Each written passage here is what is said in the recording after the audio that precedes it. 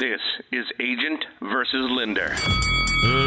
Let's get ready to rumble!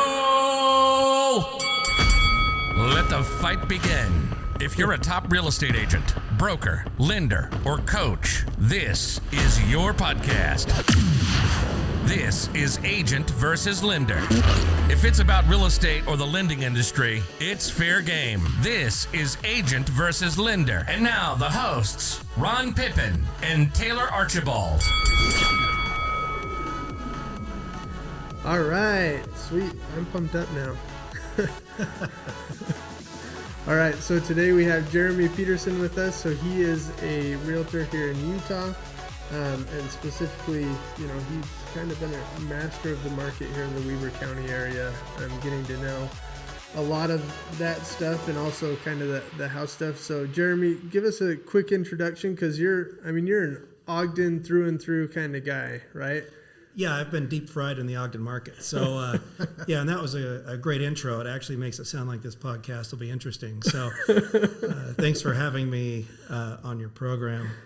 So, yeah, I've been in the market about 15 years. I started out in 2004 kind of with an idea of what I wanted. I knew that I wanted to own real estate for investment purposes. And years prior, I'd been trying to figure out how to get into the market, how to do that, and couldn't find an in, although I wasn't necessarily looking very hard. But an opportunity fell in my lap in March of 2004, and I joined a brokerage in Salt Lake that was focused almost exclusively on real estate investment. So I joined the brokerage. I started buying some properties and fixing them. Cut my teeth on some difficult properties here in Ogden, and that just set me on my path. And so, since that time, we've at the time I started, I lived in the suburbs out in Roy, and we moved into downtown Ogden, which totally confused everybody in Roy when we told them where we were moving to, and because Ogden had just started its renaissance at that time. It maybe been a couple years into it and was starting to build momentum at the time. So we got into our first house, and it was a major chore. It was at just around the corner here at 2670 Jefferson. You can find a video on YouTube if you want to see that project. Just type in the address. And the home was way too small for us, so we moved to the house we're at now, which is also on Jefferson, and we've been working on that project. YouTube videos also included. For the last 15 years, and we're almost done with the project. So it's Ogden's been great to us. It's been a great market to learn about. It's very interesting, and I think that's one of the reasons that we moved into downtown, was that it just had such a diverse history and a rich history to learn about, and it was interesting. So, I gotta jump in real quick, because Jeremy, I don't know if you guys know Jeremy, but Jeremy is this. When I met Jeremy, he was a state representative, right? Yeah. Served 8 years in the House. So he was a state representative. Did some real estate at that time, just because he was busy in the state. Well, actually, that's the big misconception. I was paid $14,000 a year to be a state representative. So it's not. So you had to do real estate. I had to do real estate. I had to keep my day job, and it's designed that way on purpose to keep. We're not a full-time legislature, but yeah, that's one of the biggest misconceptions, is that getting into state government's a get-rich-quick scheme. It's not. So what I was saying was that when I met Jeremy, he was this clean-cut, just a clean-cut guy. And he walks into our studio today, and he's like Mr. Mountain Man. So I don't know if you guys know him. You can't see him unless you're watching on YouTube. But, man, he's like full on beard, man. So it used to be like Jeremy, I don't know, it's kind of like baby face. Now he comes in, he's full Mountain Man. So it kind of scares me. I'm kind of going for the Revenant look. That's nice. It looks good. So tell us, Jeremy. Jeremy's one of I really respect Jeremy, because he really knows the market extremely well, and so tell us about what's happening in real estate right now. What's the market looking like? So it's actually a really interesting time in the market. I think everybody pushed the pause button when the COVID lockdown started back in March, and you saw a lot of emotion-driven movements in the market. You saw people putting their homes up for sale. I had some property I was buying personally, and I withdrew from that because the uncertainty was too great for us at the time. And you saw some different movements. Well, around early April, I think people were starting to figure out that the pandemic was not having the impact that we feared it would on livelihoods and as far as mortality rate and its impact on wellness. And so buyers started coming back into the market. Sellers started taking their homes off the market. And since that time, it's just been a surge in buying. So right now we are 45% below where we were last year at this time for homes available for sale listings, which is really amazing and unprecedented to have this big of a drought in listings to look at. So what does that do for? What does that do for people that are trying to buy right now? I mean, if we're low on the market, low in inventory, what does that mean? What does that mean for buyers? What does that mean for sellers? Well, for buyers, it means frustration because they just sit there and look at the marketplace. They keep waiting for another home to come on the market. They might find one that they like or that's right for them, and if they don't put an offer in at that moment, it's gone, and it's flash in the pan. And so buying right now can be a frustrating experience, and as that imbalance gets greater, it's going to become more frustrating. And to offset that, I mean, from a seller's side, if you're a seller, you command the market right now. You can pretty much put your home out there, and as long as it's bankable, meaning you can get a loan on it and it's in reasonable condition where someone can live in it, you're going to get top dollar for the house. Now, there's some scratch and dent houses, and there is some overpriced junk out on the market right now, but not much. And from a seller perspective, it's great. The only problem being a seller is if you're going to become a buyer, well, then you're just in the same boat as everyone else doing that. So it can get a little, I guess, frustrating for the process to see not enough inventory out there for people to transact and do business. But the market ebbs and flows, and for every movement one direction, there will be another direction. So you had to go ahead, Taylor. So you've been watching the market pretty closely the whole time that you've been in real estate. Is that right? Or is this more of a recent thing where you've kind of become a master at watching the inventory and some of those statistics? No. So in 2008, I started really getting into the numbers, and some of that probably was from boredom because I wasn't selling any houses because the market was in free fall at that time. So I thought I'd just dive deeper into my craft. And so since that time, I've been able to keep track of the numbers and follow the trends. And it's been interesting to watch this up cycle this time.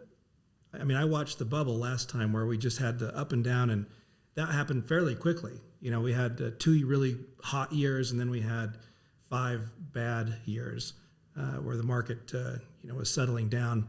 And now we're 8 years into increasing prices and sales volume and everything. And so this market run is really long in the tooth, but there's no indication that will change anytime soon. The dynamics that drive real estate cycles all seem to point that we're just going to continue doing what we're doing.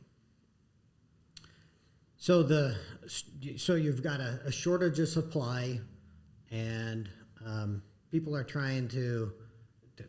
there's more people coming into the state, but actually by the drove. So what's going on? What do they do? Where do they go for housing?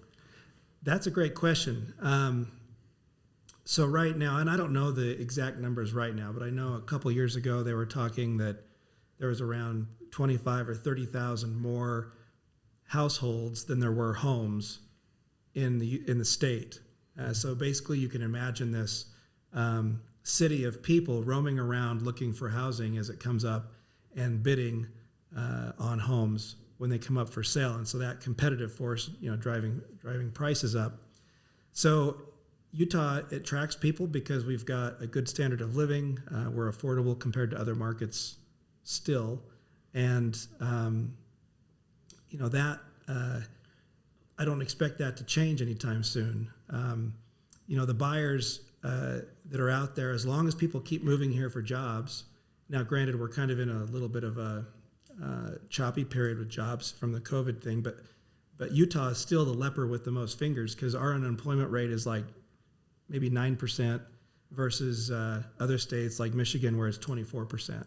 And so we're still doing great, as a state relatively. Utah's a great place. I mean, you've got water skiing, snow skiing, hiking, biking, all in a very close proximity. And other states you have to drive a long ways to find all the activities that we have, and it's such a short. Yeah. It's just right here. My brother lives in Denver, and he has to drive 2 hours to the mountains. We think of Denver as being a mountain town, but it's not. Where here in Ogden, where we're just a right-sized community, we drive 5 minutes and we're on the trails. So got a lot to offer. So you were saying that I think you had mentioned before this podcast that there's a lot of rental properties that are coming on just to try to fill that need.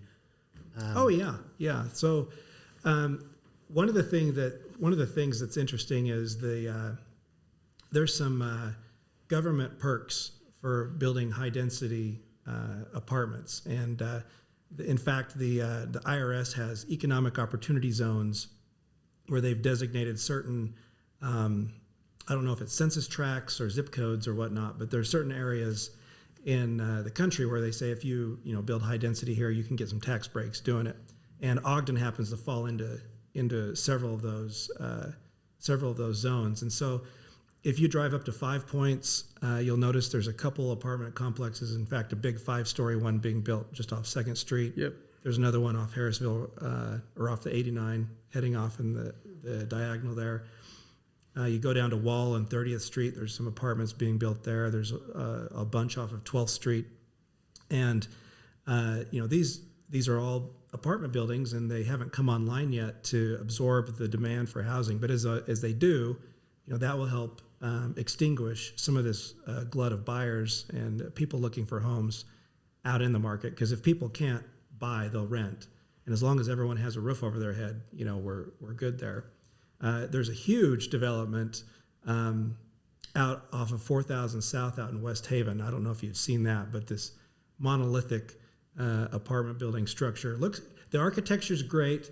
The scale of it is I'll say it's impressive because it's big, but that's coming online too. And so you'll start to see some of that pressure subside as they come on. It's just a question of can they come on quickly enough and come on faster than people are moving into the state. So you had mentioned with all this influx of all this new apartments, I know you've done investing and you've owned, in fact, you do own some rentals, and you also manage properties. And I know that there's other investors out there that try to manage it themselves. I used to own investment properties, and one of the reasons I got out is because I was just such a pain of the renters and trying to keep up with them. So one of the things that probably some people want to look at is maybe looking at buying some rental properties. So I know that you're experienced in that. So what advice would you have for people that are maybe looking at getting in and helping, taking advantage of rental properties? So real estate is an awesome vehicle for creating and preserving wealth. And I got into investment back in 2004, and we stretched and sacrificed to buy real estate back, in 2004 through 2006. That's when we bought a good chunk of our properties, and then we bought some more in 2010. That has paid dividends to us now, because now we're 10 years later and rents have gone up 30% since then. And it's a good experience for us now that we're in that. And as more time goes by, it'll just get better. So I encourage anyone who's young, if they want to plan for their retirement, to get into real estate investment. Now, the flip side of it is it's exciting to buy real estate, but owning it should be a boring experience. You don't want your ownership experience to be exciting. Right. And so that's where, we got into property management because our clients that we were selling income property to didn't have a good property management experience or source locally.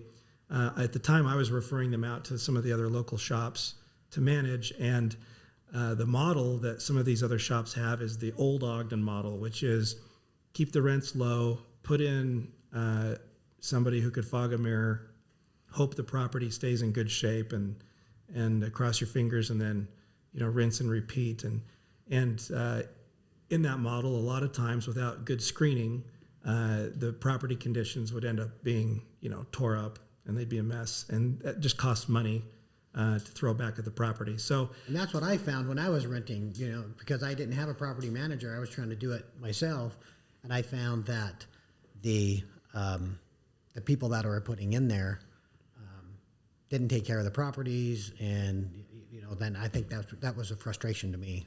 Yeah, and we've created a model. It's part art, part science, in trying to craft a screening criteria that is fair and produces tenants that will pay the rent, take care of the property, and be a good neighbor. Those are the three things that we're looking for as a landlord. And so our experience has been pretty good. We've only had, of tenants that we've placed in our properties, we've maybe had 3 or 4 evictions over the last 15 years. Well, that's incredible. Oh, yeah, that is good. Yeah, I mean, we currently manage about 115 rentals, and I haven't done an eviction in a year. We just completed our first one yesterday. Prior to that, it was April of 2019 that we'd done an eviction, but these were for tenants that we inherited, not for tenants that we placed. And so we have a good track record there, and our goal with our business is to keep the properties liquid. So if somebody wants to sell later or trade up to a different property, or maybe upsize to an 8-plex from a 4-plex or whatever, that their property is ready to go on the market with very little effort, and we don't have to put a lot of capital into it. But yeah, definitely, if somebody's looking to invest in property management, should be one of the first things that they look at. Interview the manager, talk to them about their experience, find out all the details of what they provide with their service, and what the expectations are, because that's going to make life a lot easier. Hiring property management is all about lifestyle. So there's also probably going to be some people who are doing property management or getting into the property management. What are some tips that you recommend to, having such a good track record? You mentioned, doing some really good screening stuff. Is there anything else that you would recommend to them, who are looking to get into that market? So really, you have to have a very... you have to think of it very objectively, and part of the problem with property management is people want to cherry pick their tenants and say, well, I've got 3 applicants here, and one has really good credit and one has okay credit, and so I'm going to go with the one with the really, really good credit. And fair housing law prevents you from doing that. You can't just pick the best of the bunch and skim the cream off the top every time you put a rental up. So the law requires that you create a minimum standard, your criteria for under what conditions you will rent to anybody. And now you can put in there things like, I don't want to rent to anyone with pets, or smokers or vapors or felons. Those are things you can screen for and screen through. That's fair game. But the key is looking at really 95% of the risk comes with income. And our rule is that we only rent to tenants that make 3 times the monthly rent in income each month. So if rents are $1,000, then they have to earn at least $3,000 to qualify to rent that unit. So it's pretty much like us as lenders. We're looking at debt to income ratios, and so you're looking at the same thing, because that those debt to income ratios are a huge criteria on whether that loan is going to default. And so you're probably looking at it the same way, is if their debt ratios are within line, the chances of them defaulting on the rent is also much less. Exactly. We're basically underwriting the tenant. Yeah, that's Makes sense. Trying to manage risk. And so if we found that if we violate that 3 times rule, then we start getting into trouble because the folks will be late on rent. It just basically means they don't have enough money to live with the other things that they're doing, paying insurance, transportation, food, other things, utilities. Yeah, it doesn't put them in a good situation. So it isn't good for the tenant or the landlord. It's not a good situation for anyone when they're put into a place that they can't afford. Exactly. And sometimes the tenants don't know their own self-interest. They will, they might be coming from a situation where, let's say they make $2,000 a month and they come in and like, well, I was paying $1,000 a month in my prior place. I can pay you $1,000 and live here. And it's like, well, that's not going to work, and it's for their own, their own safety, that we do that. Cause if we have to evict them, well, that's devastating for them moving forward. Yeah. So I know that you have, as I've watched your blog and I've watched your Facebook posts, there's always some interesting scenarios that come up. So do you have, I don't know if this is the place to do that, but your scenario, some of the things that you run into are just like, sometimes I just shake my head and go, Hollywood can't write this. So do you have some of those, and which by the way, is exactly why when you hear some of these scenarios and some of these things that you run into, which is why you need a property manager. Mm-hmm. So share with us. So, let me, I'll tell you a war story. I'm trying to pick the most appropriate. This is a kid show. It's okay. You can, take off the gloves. Give it to Yeah. So, I'll tell you, one of the things about property management is that, there are some things that you can't screen for. You can look at a credit report, you can look at pay stubs, but the personal aspects or the character of a person, you can't always tell by looking at things on paper. And so sometimes you do get bamboozled. That's just part of the territory. We had a tenant once who moved into a property. Things were going well for the first couple months, and then on like the 3rd month, we got some late rent, and so they were late. They're about 2 weeks late, which is getting pretty serious. We got the rent, moved on to the next month. We were 2 weeks late again, and we started getting a bad vibe from this pattern of behavior. So the following month they were late, and I posted a 3-day notice on the 5th saying, look, you got to get this squared up. So she said she was going to go talk to her local ecclesiastical leader and see if she could receive some assistance from her bishop. And I said, hey, that's great. Let me know how that meeting goes. And so she contacted me after that meeting and said, hey, look, they're going to help us, and I'm going to have him reach out to you. I'm like, okay, fantastic. So I got this text message from their bishop saying, hey, look, we're going to help them, and we're going through the process, and we'll issue some assistance to you in their behalf. And I said, okay, great. Here's the information to send the payment to. So about a week goes by, and we didn't see that check come in the mail. And so I reached out to the bishop again saying, hey, look, I don't know if I got you the right address. Can you confirm what address you sent that to? Because it looks like it didn't arrive. What's the status? And he's like, oh, yeah, let me get that figured out with my staff here. We sent it, so let me see what happened. And so a few days goes by, and we're getting into November. This is towards Thanksgiving. And I was like, well, I'm going to have to deal with this after the Thanksgiving holiday. So I let it go for about 5 or 6 days and contacted this bishop again saying, hey, look, we haven't seen anything. Please let me know what's happening. And, we're into the third week of the month now. It's getting kind of urgent. And he says, I'll have some word for you at 6 o'clock tonight. I'm like, okay, great.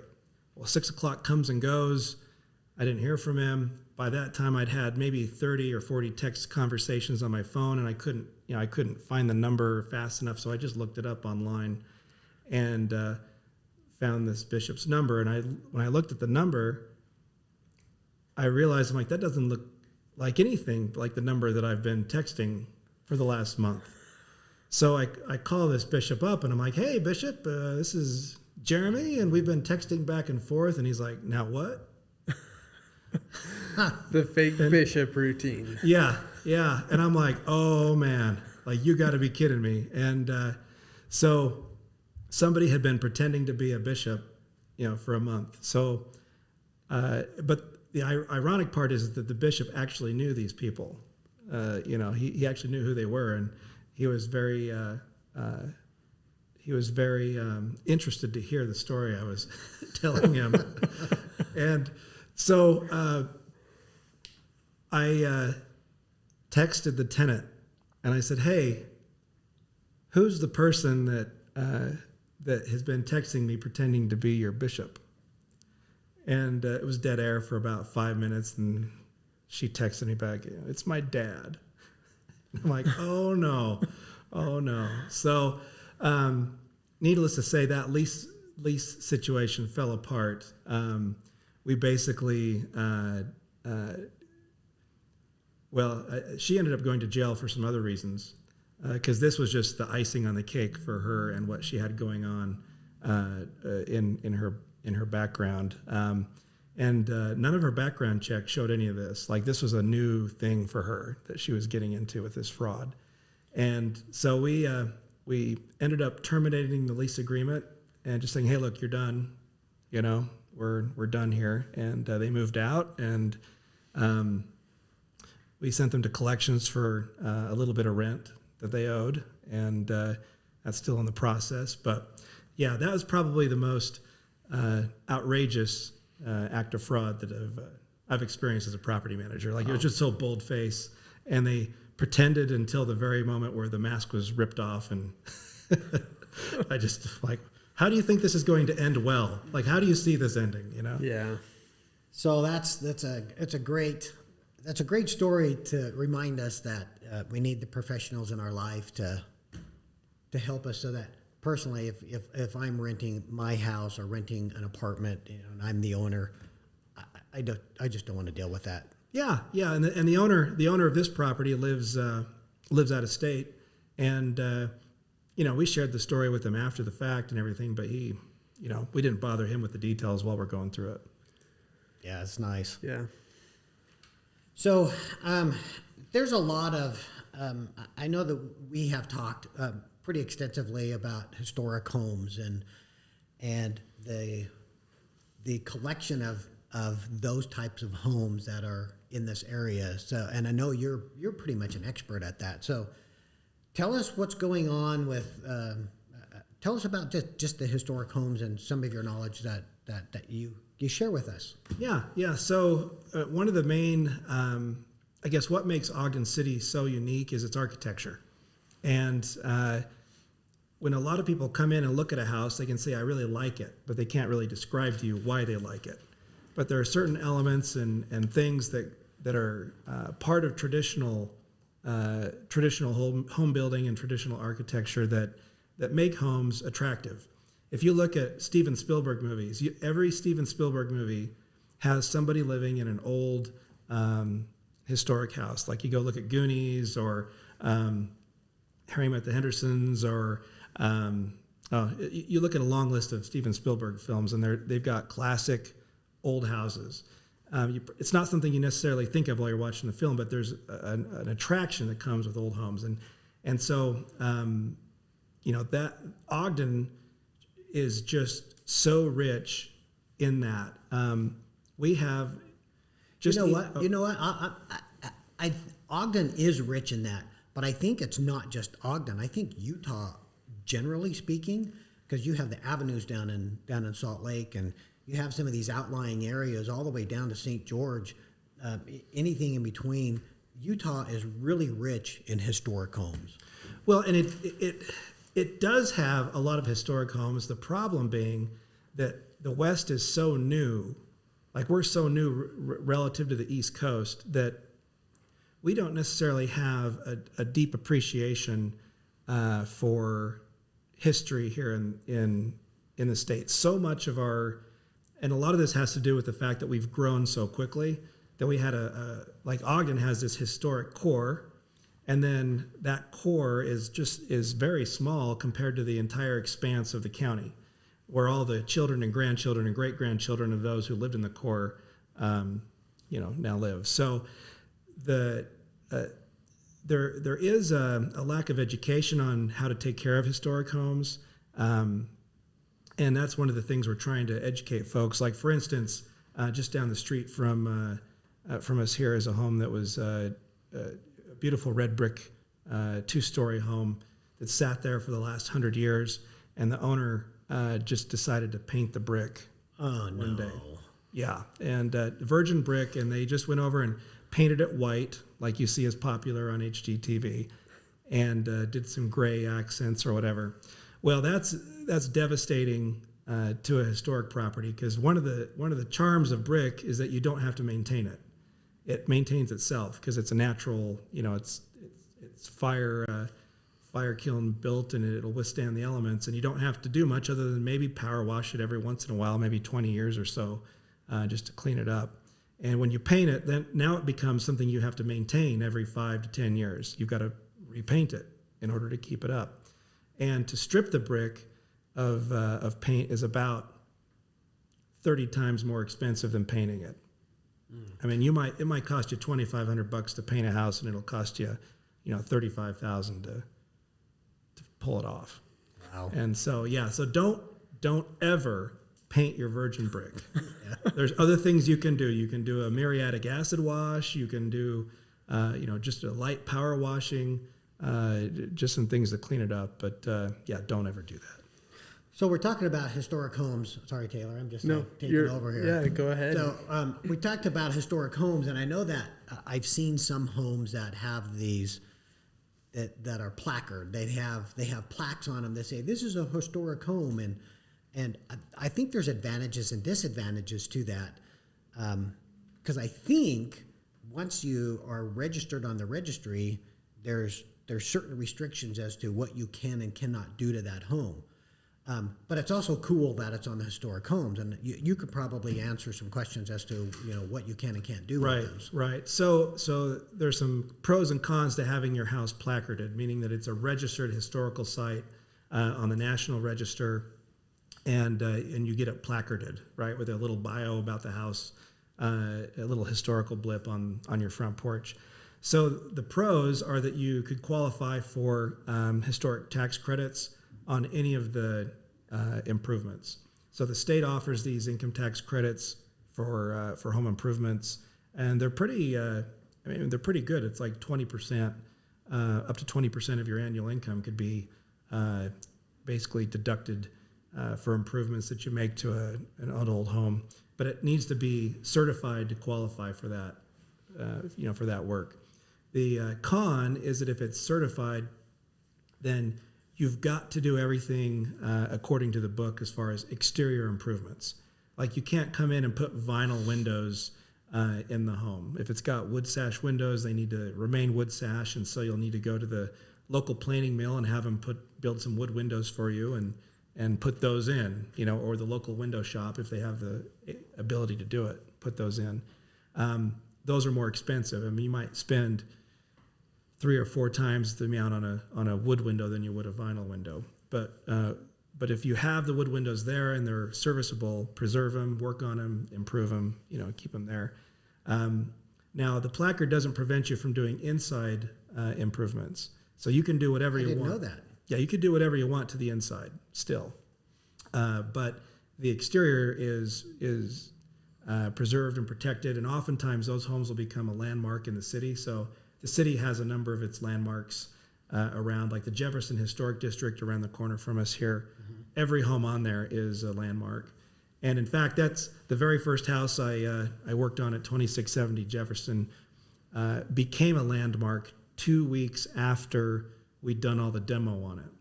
And so the rule is that whatever state the house is in when when the landmark is created, that's the historic, benchmark for that house. And so we'd torn all the windows out, we had the roof off, and everything was a mess at the house when it was decreed a historic landmark. And we ended up in a kerfuffle with the Landmark Commission because the improvements we made were not up to the standard. And we bought cedar shake, and we resided some of the lean-tos with cedar shake to give it an old feel. We found some clearance windows at Wheelwright Lumber when they were liquidating over at 25th and Quincy, and we got a window that we thought, hey, that looks kind of cool, and we'd throw it in there. Didn't look anything like the original windows on the sun porch. And so the Landmark Commission, they needed to work on their customer service skills a bit, but they came and screamed at us and pulled us into their meeting, and then we hashed it out, and we came to an agreement that we would replace that window that we'd found on clearance, and then they would choose to ignore some of the other improvements we made that weren't quite perfect, but were a lot better than what the house was to begin with. And so learned a lot about that process the hard way. Probably best just to call the Landmarks Commission up front and say, hey, what do you need? So is that a city-based Landmarks Commission, or how big of an area does it cover? So the Landmarks Commission it's Ogden City based. Okay. So it's just specific sites within the city that are on the list. Okay. Yeah. So each city can vary on their toughness maybe with the Landmark Commission and dealing with them. Right. And in some communities, particularly your suburban communities where there's not a big staff, a big city government to enforce things, oftentimes things get ignored or non-enforced. Okay. Cool. That's interesting. So I live in an old home. I think it was built in 1887, and so I've kind of thought about that. Toyed with the idea of it's kind of a historical home maybe, and I've wanted to learn some of that history from the home. So you've done some of that as well, like figuring out some of the history in some of these homes. Just real quick, sorry, I don't want to get too far off topic, but what's something, because people are interested in the historic homes and they want to figure out, who's lived here and what's the house gone through, and it helps build the character, but maybe they don't want to go through the whole process of actually making it a historic home. So what's some of your advice for them? So, well, first off, you've kind of touched on two things. There's historical resources for you to know what your house was. There's a library collection at Weber State that has photos of a lot of old Ogden houses, and the Weber Heritage Foundation I've found is a great resource to contact because they have easy access to those, and just reach out and say, hey, look, do you have photos of my home? There's been homes that I've purchased in the city where I'm like, hey, what do you got? And they'll send me, a picture from 1950 of what the house looked like. That's cool. Yeah, or maybe one even from earlier than that. And that's helpful in helping you try to figure out what was the house originally and what is it now and what needs to be put back. The homes were really built to last a long time. The unreinforced masonry brick, where you got 3 layers of brick stacked on top of a rock foundation. As long as the earth doesn't move, you're good. Which sometimes that's a little bit of a risk around here. But other than that, those houses will be standing long after some of these suburban built, plastic wrapped, vinyl, sided houses in the suburbs are going to be around, just because the construction, is more substantial. If you want to learn more about the story of your home, who lived there and what that's like, you can go to Utah Digital Newspapers. That's an awesome online resource where you just type in your address and it'll pull up articles, usually a lot of classified ads of things people were selling back in 1910, 1915. Or oftentimes you'll find articles about the owners if they were hobnobbing in the community. Another resource you can go to is, it's a little bit more demanding, but if you want to find out who originally built your home and it's not in the newspapers, you can go to the Weber County building and go look up the title abstracts.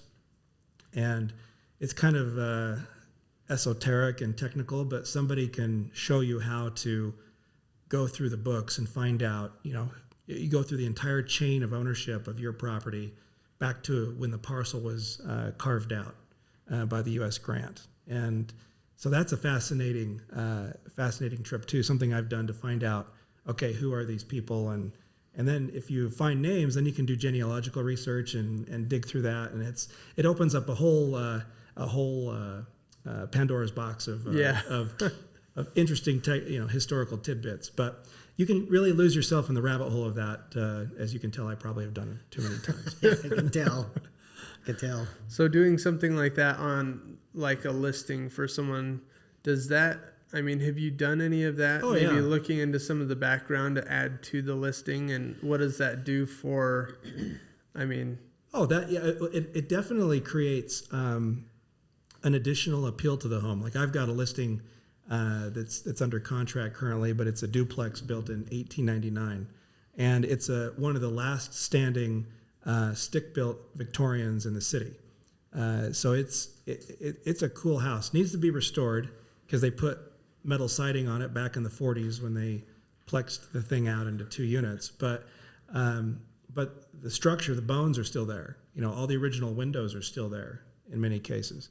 And so I went back and I found out that I actually have photographs of these people that built the home, and they built it later in life. They were handcart pioneers that walked across the plains. And, when they were in their late 50s, they decided to build this kind of trophy house towards the end of their life. And they lived there about 20 years longer before they passed. But it was just a cool story to see, like, who was this guy? He was a painter for Union Pacific. So he'd be down there in the paint shop painting the cars and keeping the trains looking pretty. And, she was a homemaker and kind of a socialite in the community. But that kind of stuff, when you add it to a listing, kind of creates a sense of place and a sense of purpose, and people can identify and tie in with that story property tells. Man, I'm telling you right now, if there's any agents that's listening to this is a tidbit of gold that they really need to listen to, because people love stories, and they love stories about the homes, and they love stories about people. And so if they do just a little bit more work and put that story in there, I think that homes, not that they need help selling houses faster right now, but I don't know. I think I would imagine in a little bit slower market that it's going to help. I think it would help with resale value. I think it would help. I don't know. Does it help with value when you have a story behind it too? Well, it may not help with the price, but it may help with the speed of the sale, or it may help with if you want to call it, the quality of the sale, where rather than treating a house like it's just another commodity to be bought or sold, it's, you're treating the home like it's part of the community and it's had a contribution to the community, and whoever's there is going to be contributing to the community. And so you build a culture of caring that exists. Whoops. Yeah. So, but you build you're really, you're building community, with that, in my opinion, because you're bringing in folks that have a heart, so to speak, and want to improve the home, and by doing so, they improve the community that they're in. Yeah, so instead of, listing saying, not that it ever would, but, old beat up house, it's, historic house that, has some potential for remodeling type stuff, and it kind of draws a different crowd than, a old cheap beat up house that's, Yeah, when you put investor special in all caps in the listing remarks, you're gonna get a different audience. Yeah. Well, cool, Jeremy. It's been fun having you here. It's been educational. I think it's been helpful for people that are listening, both on real estate, investors, and for agents. And so for those that are looking for, that do have investors and are looking for a property manager, I highly recommend calling Jeremy. So how can they get hold of you? So you can find me online. The website Vesta, is V as in Victor, It's Vesta Real Estate. You can call me on my cell phone. My number's published there. And you can find me on Facebook too. Yeah, and we'll maybe link up to your YouTube channel too, just in case people need a good laugh out of some of that stuff. I've watched quite a bit of it. Yeah, always entertaining. Yeah, check out the YouTube channel because there's a lot there. Yeah. Just his latest renovation has been pretty amazing to watch. So that's been fun to watch. So seriously, we need to put a link on there. Yeah. That is fun. That is fun. So I think, and just to add to that, I mean, you're someone, when I think about knowing your market, we've talked about that. Ron and I we had a guest on our last episode that kind of talked about that too. She talked about it a little bit different, just knowing like the top 3 best deals in your market right now, like every day, so that when someone calls you have that. But Jeremy kind of added to that with knowing your market and understanding, almost kind of becoming, I mean, when I think of someone Jeremy's the expert when it comes to Ogden through and through, whether even if you're in a different state, just kind of become a part of the community, know your market, and it just kind of gives you some extra tricks up the sleeve for doing that stuff. So so thanks, Jeremy, for coming on, and I'm sure with how much content we could put together just out of this one episode, we could have 3 break-off episodes, I'm sure. Totally. We'll have to have you on again. Yeah, we'll do it again. Yeah. So get hold of Taylor or I. Probably the easiest way is just call us at 801-628-7667. And thanks for being on, Jeremy. All right, thank you. We'll do it again. You've been listening to Agent versus Lender. We put it all out on the table, as you can clearly tell, but that's what makes us unique. We hope you've gotten some useful and practical information from this show, and we'll be back soon. But in the meantime, hit us up on Facebook at Pippin Team or Ron Pippin, on Instagram at Ron Pippin 9002. If you have questions or comments, email Ron at thepippinteam.com. This is Agent versus Lender, signing off.